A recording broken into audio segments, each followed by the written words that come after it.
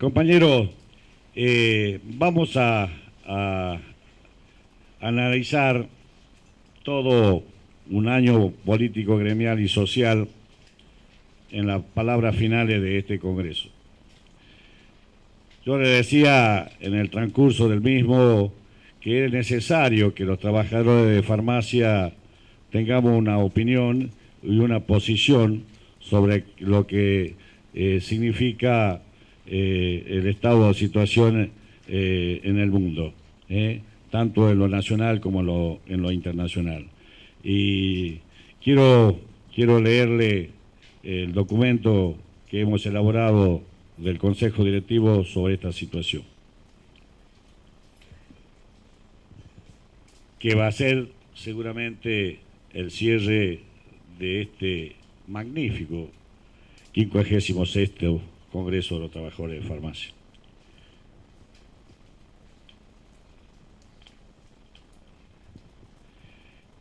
En lo referente a la política, es menester hacer el presente resumen de la política internacional. En primer lugar, para entender que de algún modo la crisis a las diferentes situaciones por las que atraviesan las potencias a nivel mundial terminan impactando en nuestra economía y nuestra sociedad de diferentes modos. Por ello, es de real importancia que prestemos la debida atención de lo que acontece a nivel mundial y así entender o aventurar el futuro inmediato de nuestro país. A saber, Estados Unidos de América y gran parte de Europa, muy de a poco se levantan de la recesión más larga y profunda desde la Segunda Guerra Mundial. Experimenta el ritmo de la recuperación más débil de su historia, aunque el nivel de su Producto Interno Bruto vuelva a alcanzar en el 2011 el pico anterior a la crisis. Una recuperación completa del empleo tardará al menos otros 4 o 5 años más. El crecimiento en muchos países europeos también seguirá siendo bajo. Algunos de ellos podrían seguir en recesión debido a los drásticos recortes fiscales. Los países en desarrollo y las economías en transición continúan impulsando la recuperación mundial, pero se prevé que el crecimiento de la producción también se vaya desacelerando en el 2011 y el 2012. Los países asiáticos en desarrollo siguen mostrando un fuerte crecimiento. De hecho, el vigoroso crecimiento de las principales economías en desarrollo, especialmente China, ha sido un factor importante en la recuperación del comercio mundial y de los precios de los bienes primarios, que es beneficiosa para el crecimiento de América Latina en particular. La citada crisis de algún modo está provocando una recesión mundial, o si se quiere, está prolongando la recesión que se inició hace 3 años y que según como lo consideremos, en algunos aspectos nos afecta y en otros nos beneficia a nuestro país. Hay que admitir que está teniendo un efecto positivo la baja en el precio del petróleo, lo que reduce el déficit de nuestro sector público consolidado, beneficia al consumidor y también a la balanza de los pagos. En lo referido a los aspectos negativos, podemos decir que en los estados en donde se está analizando la devaluación del euro hay menos crecimiento, menos inversión extranjera y esto impacta en una baja de los precios de nuestros actuales productos de exportación, como en el caso del café y el de nuestras futuras exportaciones, léase el oro. Muchos bancos en Europa, sobre todo los franceses, pero también españoles e italianos, tienen fuertes inversiones en bonos soberanos griegos, por lo que puede perder muchísima plata. Por otro lado, 3 importantes bancos norteamericanos, al igual que los bonos del Tesoro de ese país, han visto reducir sus calificaciones, algo que nadie podría haber imaginado casi nunca. La fuga es hacia los bonos de gobierno alemán y bancos canadienses y australianos, a pesar de que las monedas de estos últimos países, después de crecer mucho, en estos días se han devaluado en algo.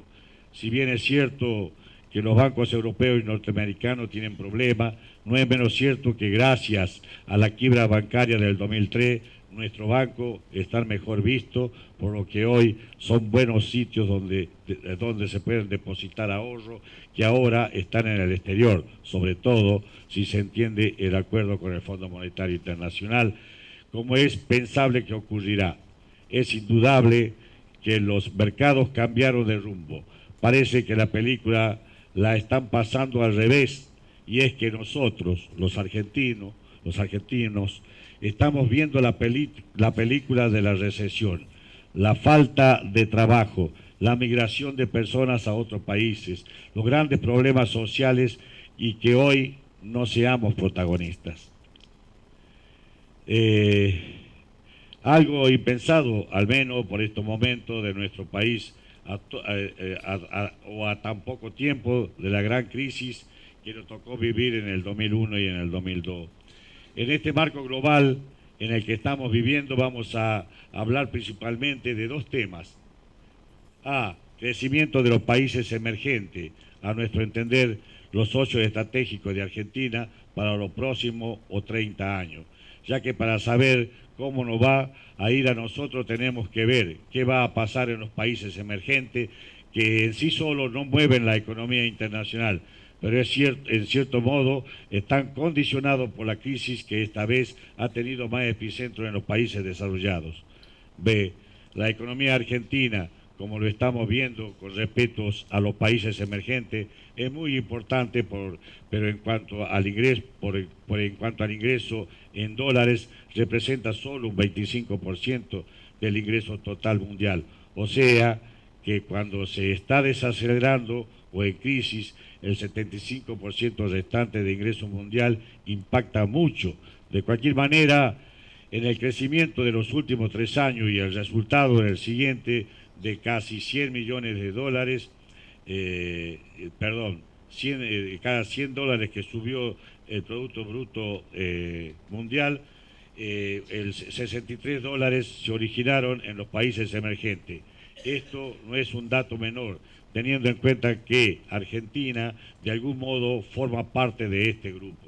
Entendemos que los países emergentes podrán continuar con este estado de crecimiento por algunos factores como ser el aumento de la productividad, el aprovechamiento de la crisis de los países ahora mal llamados de primer mundo, y también será un factor positivo la suba del precio de la soja y la gran demanda de la misma, porque genera más trabajo, clave para el crecimiento económico.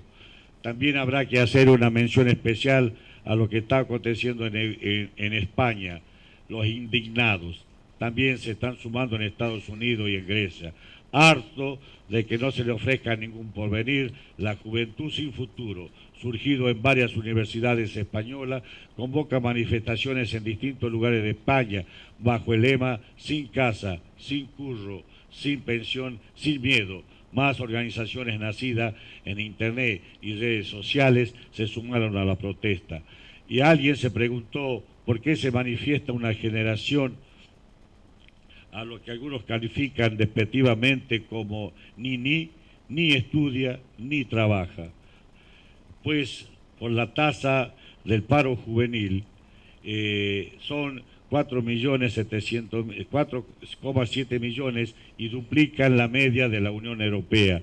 Por las recientes reformas del sistema de pensiones, por unos sueldos hasta un 40% más bajos que los adultos, y porque en resumen se niegan a ser la primera generación que, siendo la mejor formada de la historia, viva peor que sus padres.